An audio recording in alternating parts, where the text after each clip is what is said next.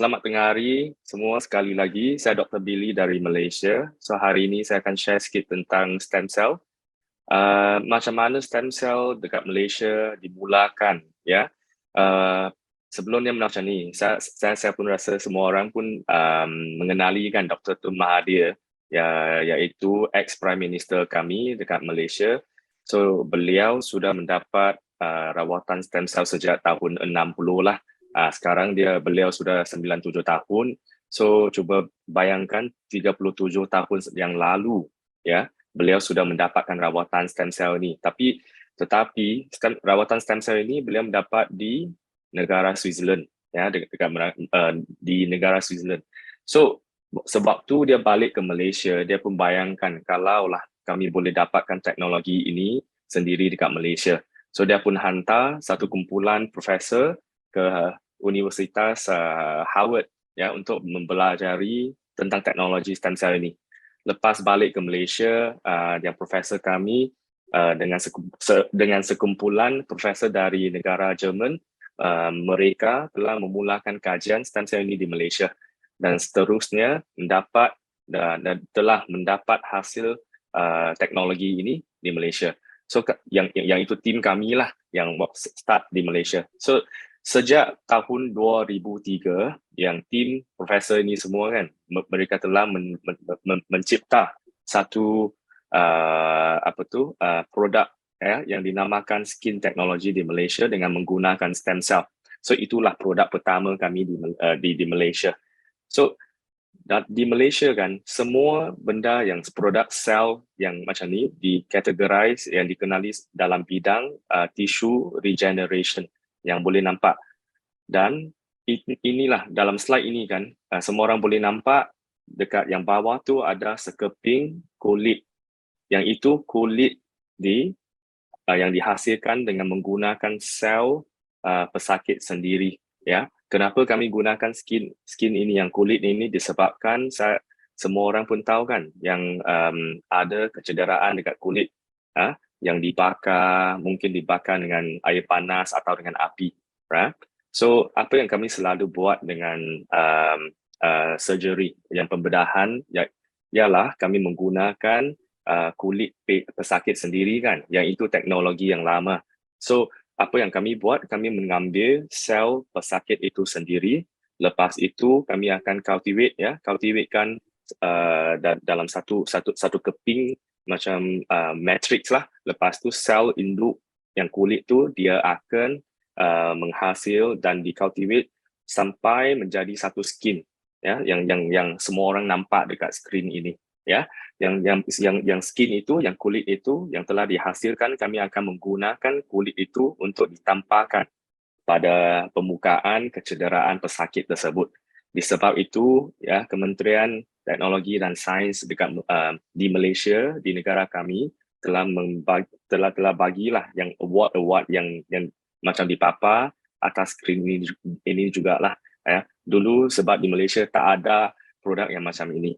So masa itu kami pun berjaya masuk ke dalam Malaysia Book of Record lah, yang untuk menjadi kumpulan medik, ya, yang mempunyai teknologi sel dan kulit. So yang ini salah satu pesakit kami, ya. Kalau you boleh nampak dekat skrin, yang dekat bahagian kanan kan, yang itu waktu dia masih muda lagi lah. Yang dekat kiri sekarang dia sudah besar, ya. Kalau kami nampak gambar-gambar dekat yang telah dipaparkan, boleh nampak before, boleh nampak kecederaan dia kan, sangat teruk kan kecederaan, ya. Dan selepas itu boleh nampak yang scarring tu, yang scarring dia nampak cantik sebab kami gunakan teknologi yang skin ini, yang kulit ini.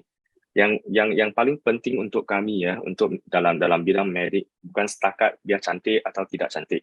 Yang paling penting disebabkan selalu kalau pesakit mendapat kecederaan macam ini, ya, yang macam dibakar, selalunya yang scarring dia akan jadi sangat teruk. Lepas tu dia akan jadi keras, ya, keras. Kalau scarring tu jadi keras, dia akan menjejaskan movement, ya, movement itu patient, ya.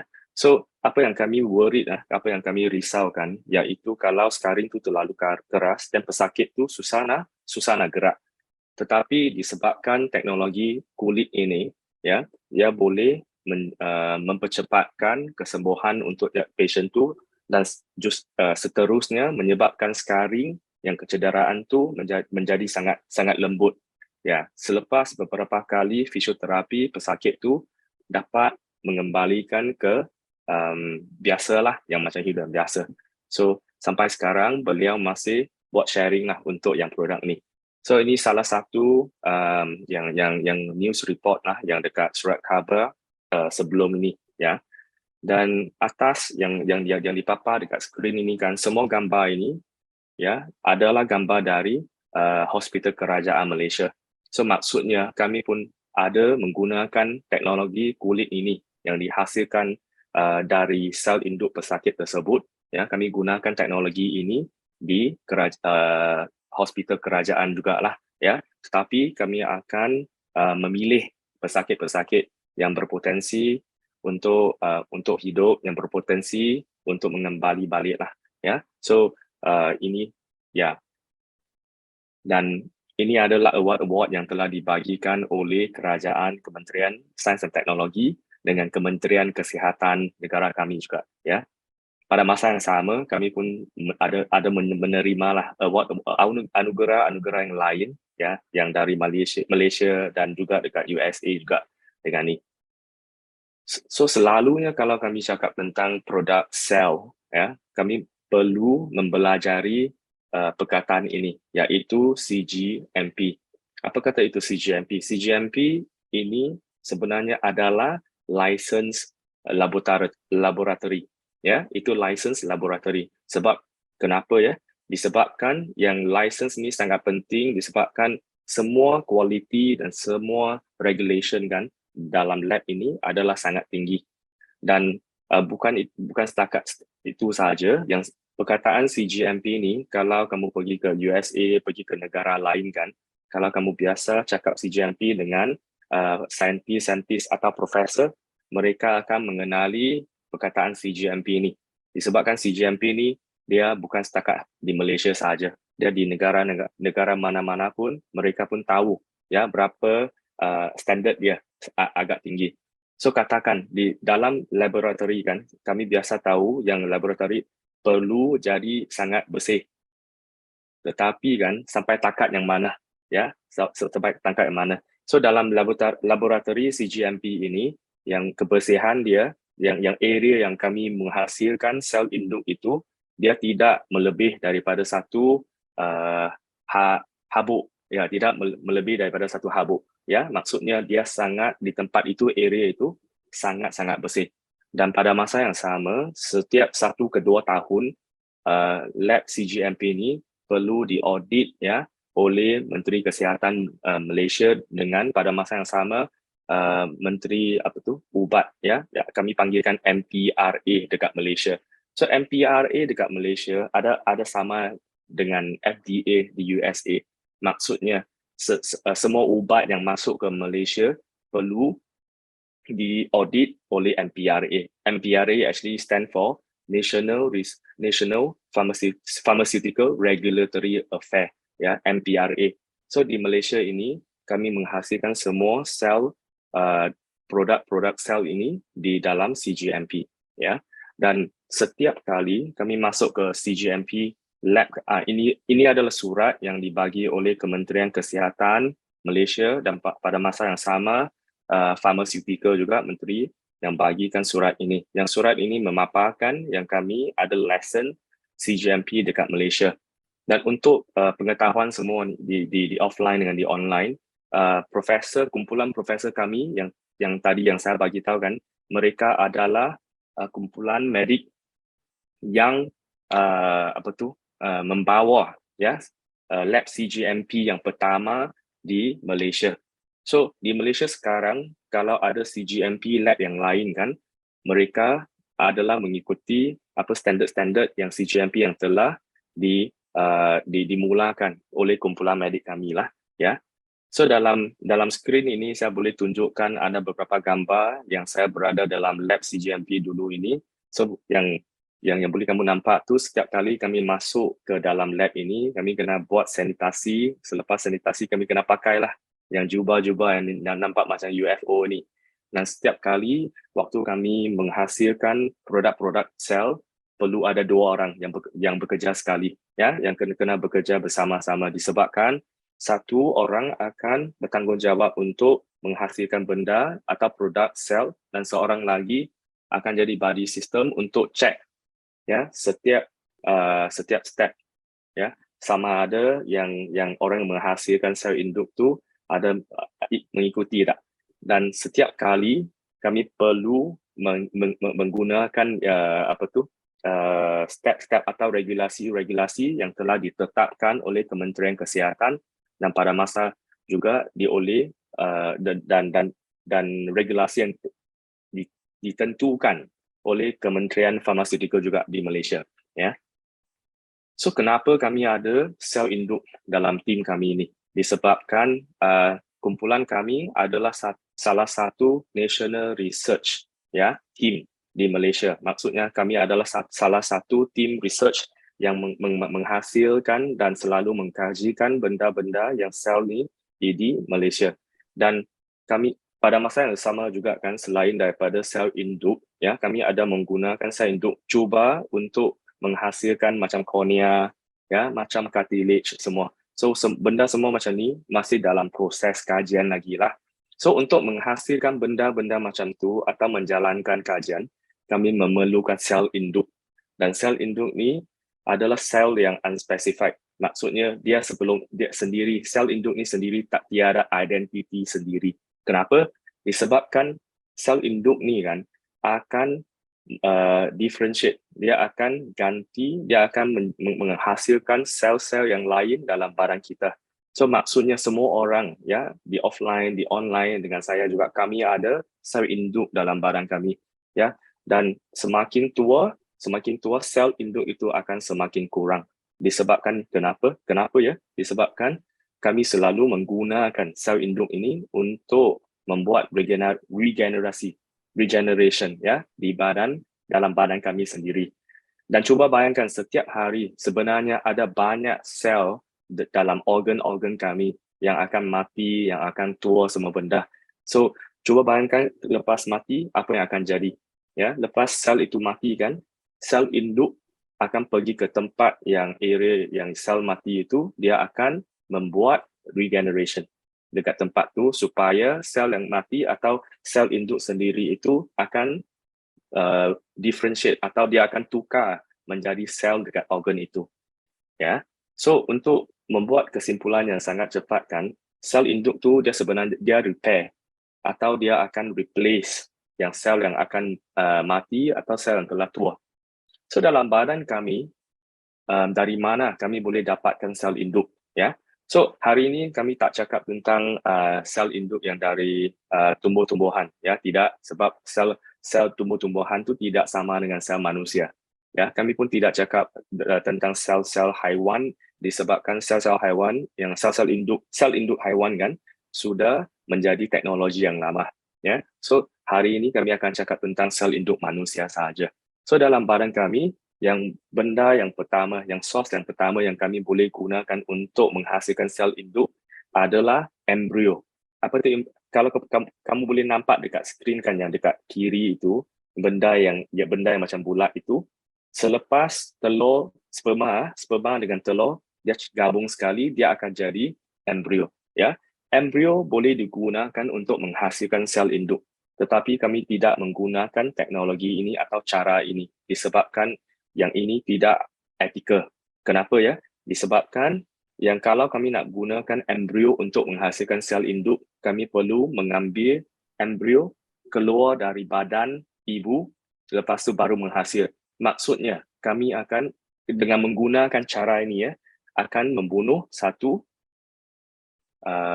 manusia lah, ya, boleh cakap macam tu, ya. So dekat Malaysia kami tidak membuat, dan kebanyakan negara tidak menggunakan teknologi ini. Cuma sebelum ini ada satu negara yang openly declare yang mereka ada gunakan teknologi yang ini, iaitu di Ukraine. Tetapi sekarang saya rasa sudah tidak stabil lah. So di Malaysia memang tidak guna cara atau teknologi yang ini. Kami boleh guna cara-cara yang lain, ya. Yang contohnya kami boleh menggunakan itu umbilical cord, ya. sewaktu baby lepas delivery kan akan nampak satu umbilical cord. So umbilical cord boleh digunakan untuk menghasilkan sel induk yang bukan darah dalam umbilical cord ya, disebabkan darah dalam umbilical cord dengan umbilical cord adalah dua benda yang berlainan ya. So dalam adult kami boleh menggunakan fat ya, lemak-lemak untuk menghasilkan sel induk juga.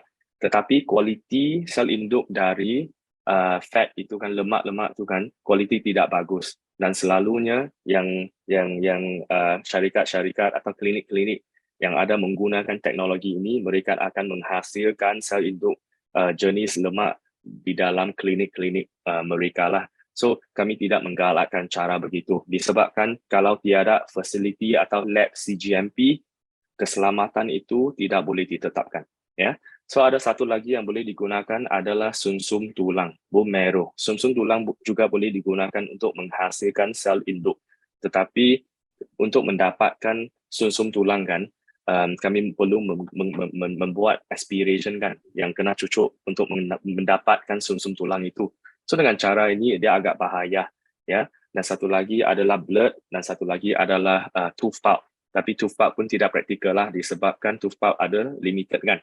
So dalam kumpulan kami telah membandingkan semua resource ini ya untuk menghasilkan sel induk. Kami mendapati bahawa yang sel induk dari umbilical cord dan baby itu ya dengan sumsum tulang, kualiti sel induk itu adalah paling bagus. Cuma disebabkan sumsum tulang susah nak dapat ya, kami pun yang orang yang sihat pun tidak mungkin akan pergi ke doktor untuk dapatkan sumsum tulang untuk menghasilkan sel induk ya. So sampai sekarang kami menggunakan umbilical cord ya untuk menghasilkan sel induk ini. So kalau saya memperbesarkan struktur sel umbilical cord ini kan, semua orang boleh nampak dalam umbilical cord ini ada 3 salur darah.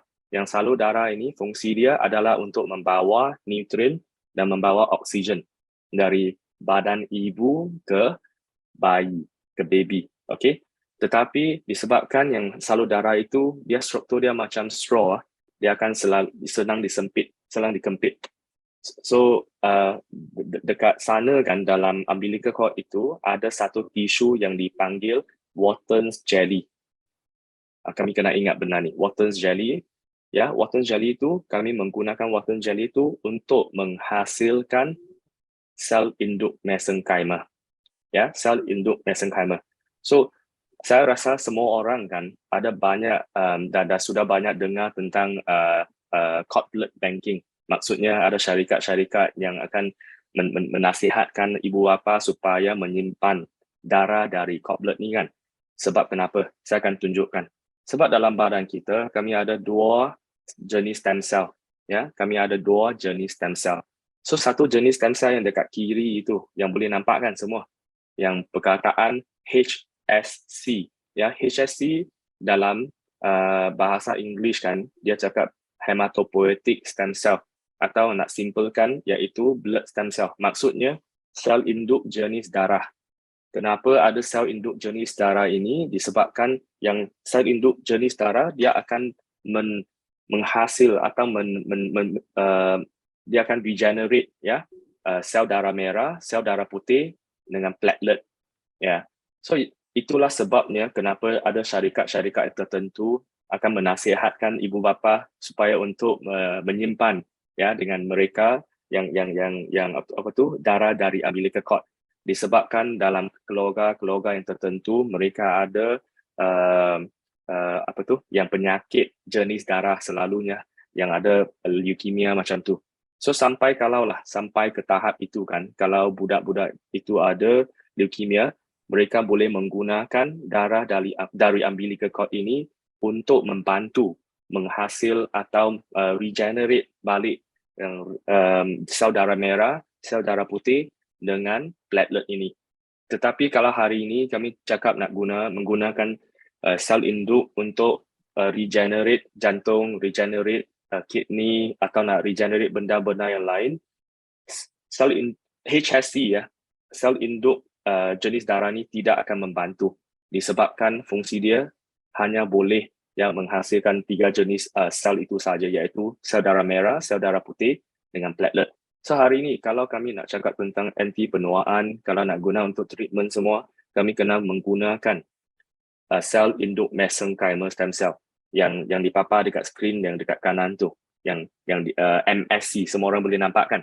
Sebab yang MSC ini, mesenchymal stem cell atau sel induk mesenchymal ini, dia ada multipotent, dia banyak fungsi. Dia banyak fungsi, boleh regenerate fat tissue, dia boleh regenerate nerve tissue, dia boleh regenerate liver, dia boleh regenerate banyak lagi yang muscle, jantung, tulang, cartilage, dan ada lagi. Ya. Tetapi selalunya kalau kami cakap tentang mesenchymal stem cell ini, sebab semua orang tahu kan yang sel induk ini kami kena inject ke dalam badan kan, betul tak? So kami selalu ada risau-risau macam ni lah, ya, concern-concern macam ni. Yang pertama, saya selalu mendapat soalan-soalan macam ni. So yang pertama, MSC ini akan menyebabkan allergic atau rejection tak? Ya, yang ni soalan yang sangat-sangat biasalah. So jawapannya adalah tidak. Disebabkan MSC ini, dia karakteristik tu immunoprivilege. Dekat skrin boleh nampak kan, immunoprivilege. So apa maksud immunoprivilege? Immunoprivilege maksudnya dalam badan kami ada immune system kan, ya, ada immune system. So immune system itu selalu fungsi dia adalah untuk mencegah foreign body atau barang-barang yang tidak sesuai dengan dalam badan kita kan, dia akan mencegah. Kalaulah cakap ada satu benda yang cuba nak masuk ke dalam badan kami kan, immune system ini dia akan pergi attack kan, dia akan pergi attack yang sel benda-benda tersebut. So selalunya kalau sel immune system ini dia sewaktu sel immune system ini attack benda-benda itu, dia akan menghasilkan allergic reaction. Yang maksudnya rejection lah. Yang maksud immunoprivilege ini kan, MSC ya, immunoprivilege. Ya, yang maksudnya adalah MSC ini tidak akan di-attack oleh badan kita. So, sewaktu MSC ini cuba masuk ke dalam badan kita kan, maksudnya kami cuba inject benda ni ke dalam badan kita kan, dia tidak akan di-attack. So, maksudnya agak selamat. Ya, dia tidak akan menghasilkan rejection. So, soalan kedua yang saya selalu dapat ya, iaitu adakah MSC ini akan mengganggu DNA badan kami sendiri? Ya, jawapannya juga tidak juga. Disebabkan kami sendiri, badan kami adalah tuan kan, host badan kami sendiri. So, sewaktu MSC ini masuk ke dalam badan kami kan, MSC sel induk ini dia akan mengikut ya host badan kami sendiri untuk berfungsi. So dia tidak akan menjejaskan DNA. Kalau tidak, dulu ada banyak orang kan yang suka inject yang plasenta dari rusa, yang plasenta dari sheep biri-biri, betul tak? Kan? So kalau benda-benda itu akan menjejaskan DNA kami kan, orang-orang yang pernah mendapat injection yang plasenta rusa atau biri-biri kan, sudah tukar jadi biri-biri kan, sudah tukar jadi rusa kan, tapi tidak kan, disebabkan benda-benda macam ni, sel induk ni sewaktu dia masuk ke dalam badan kita, dia akan mengikuti ya DNA atau fungsi host. Dan on top of that, yang paling penting ya, fungsi MSC ni dia akan release sangat banyak growth factor atau exosome atau cytokines ke dalam badan kami untuk buat regeneration ya, untuk repair. So macam mana dia repair ya? Kalau semua orang boleh nampak dekat skrin, yang ni adalah satu gambar yang tunjuk macam mana MSC atau sel induk membuat repair dalam badan kami. So dekat atas semua orang boleh nampak kan, ada satu salo yang nampak macam pipe kan. Tapi salo itu adalah salo darah ya, salo darah dalam badan kami. Dan dekat bawah tu yang nampak macam sebiji tu adalah sel ya. Dalam skrin ini kan kami gunakan contoh sel tu dari organ liver ya, dari liver. So sebab setiap sel dalam badan kami dia ada lifespan sendiri. Maksudnya ada sel yang boleh hidup 5 hari, ada sel yang boleh hidup 14 hari dan seterusnya. Dan sampai tahap sewaktu mereka sudah sampai lifespan kan, maksudnya sel itu sudah tua atau sudah dah mati, sel itu akan menghasilkan satu signal. Dia akan menghasilkan satu signal yang untuk brain kami kan, yang bahawa yang dekat tempat itu memerlukan pertolongan.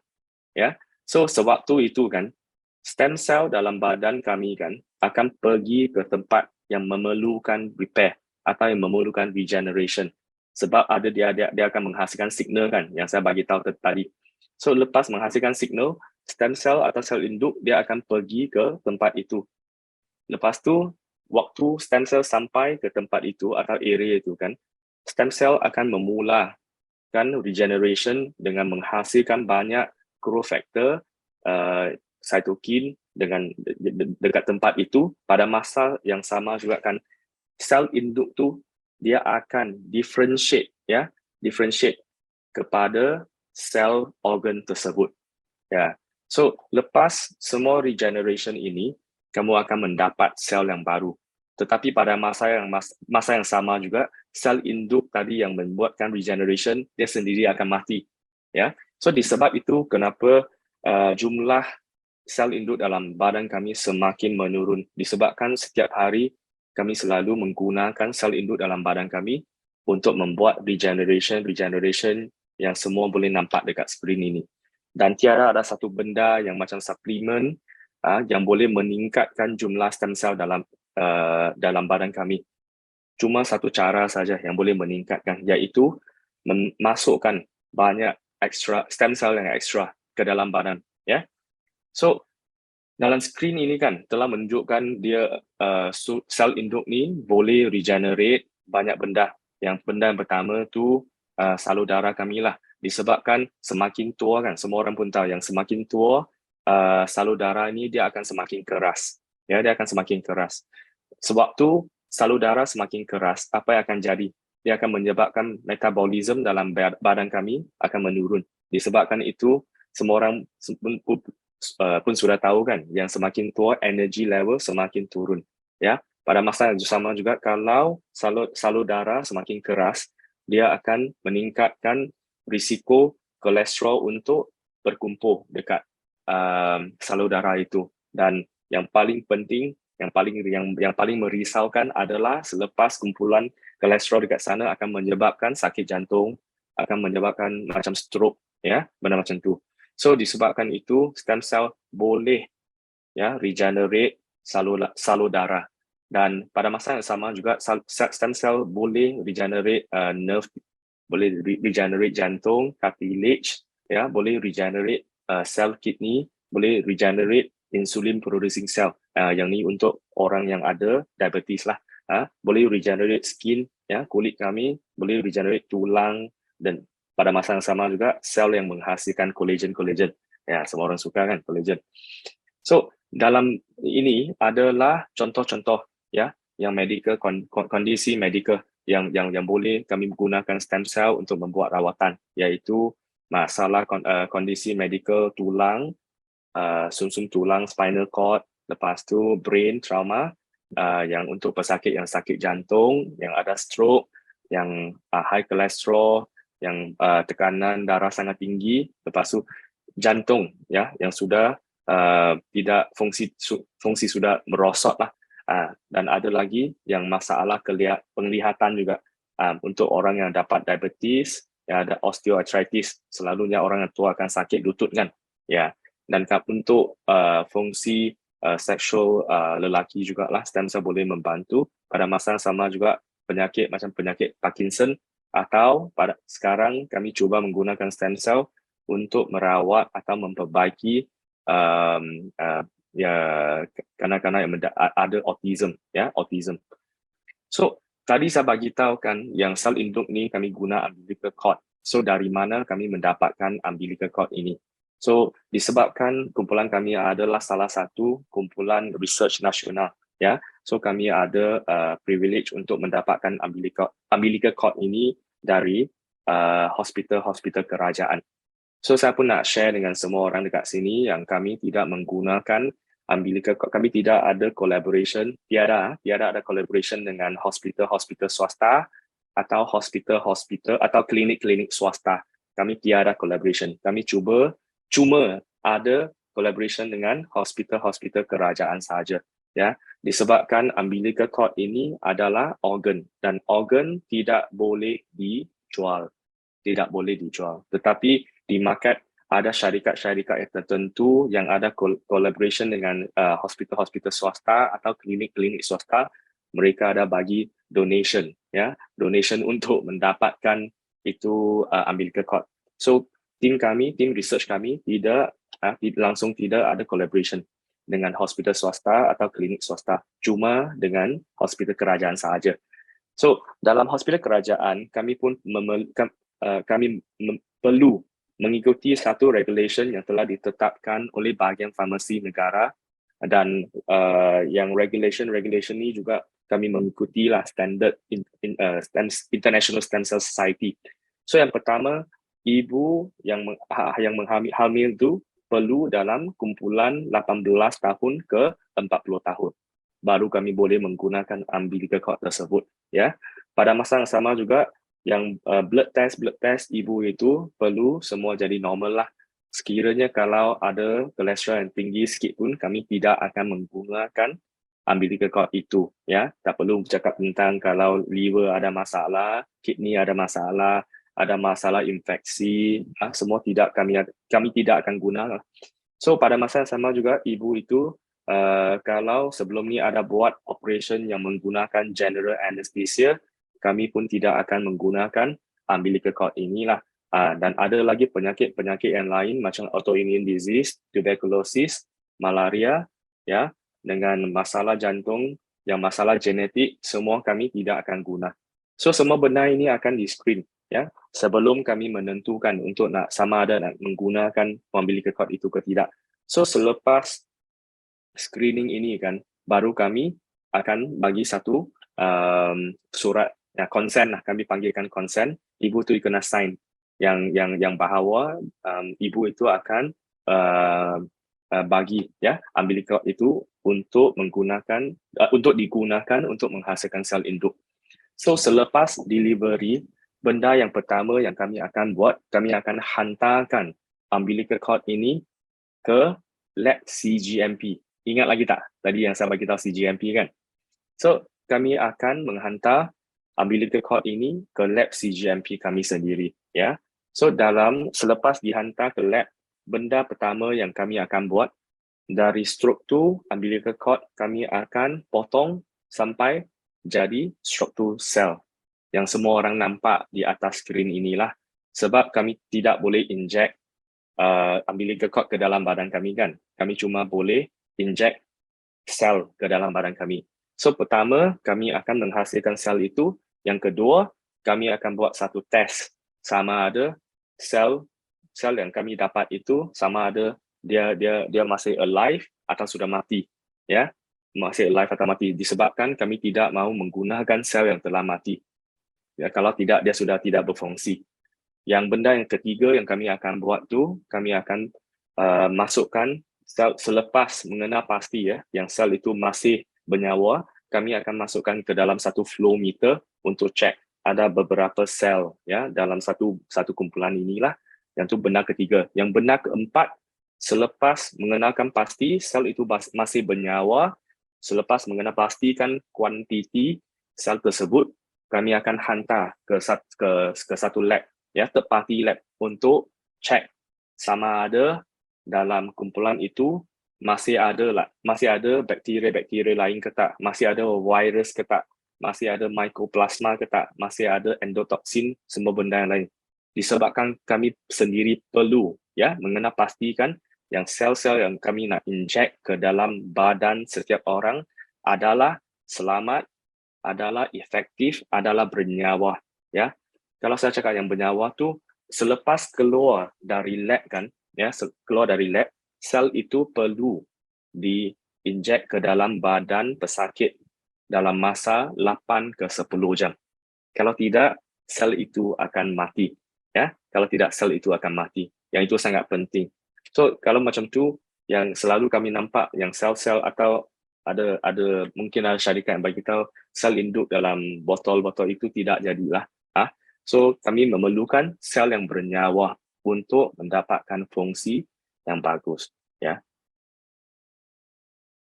So saya nak tunjukkan yang ini salah satu pesakit kami, ya. Beliau telah membagi konsen untuk menunjuklah video-video tersebut kepada semua orang. Yang pesakit ini kan, beliau mendapat stroke sebelum ini. Yang baru saya nampak dia 3 bulan yang lalu. So 1 bulan selepas beliau kena stroke, beliau mendapatkan rawatan stem cell ini. So waktu dia masuk kan, mula-mula waktu saya nampak dia ditolak dengan wheelchair, masuk dengan wheelchair. Tetapi selepas mendapat rawatan stem cell 2 minggu kemudian, beliau boleh jalan dengan tongkat, dan ada satu lagi yang boleh nampak dengan dekat skrin ini kan. Yang ni. So sorry ya, dia songsang sikit. Ya, so sekarang beliau telah boleh jalan sendiri, ya, tiada bantuan apa-apa. Dan satu lagi pesakit yang saya boleh tunjuk kepada semua orang, yang ini salah satu pesakit saya. Sebelum ni beliau mendapat penyakit yang agak teruk lah, ya. Dia datang untuk mendapatkan rawatan stem cell. Waktu itu semua orang boleh nampak lah muka sangat pucat kan. Dan dia datang untuk mendapatkan rawatan stem cell disebab dia ada sakit dekat belakang, ya, tulang yang dekat bawah tu, ya, disebabkan masalah spine, ya. So dua minggu selepas mendapat rawatan stem cell, kamu boleh nampak perbezaan tu dari segi muka dia. Bukan cakap tak ada kedut apa, bukan. Yang saya nak sharekan, muka dia dah jadi berseri kalau bandingkan dengan sebelum itu.